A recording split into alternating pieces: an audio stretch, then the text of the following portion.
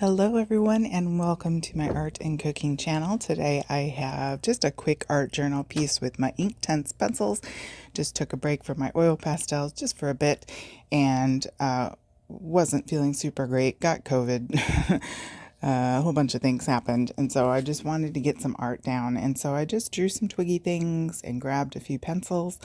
Inktense pencils are great because they're the colored pencil, and when you activate them with water, for example, they turn into a watercolor effect with the inky dye element.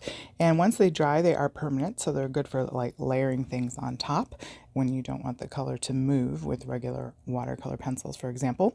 And they're very, very vibrant. So I like them. I've been using them for years and never grow tired of them. So I think they're great. I like Derwent in general as a company. And you can see I'm just taking some colors and scribbling here. Just literally kind of had a lavendery tree-like bush thing going on in my head that was going for there. And just layering a couple different kinds of greens, as you can see there. Didn't really have a plan and just going along, and then I'm going to activate them, and at the end I'm going to add a little bit of gold ink, so you'll see that with I believe I'm using my gold gel pen, and I can try to remember to leave those links below.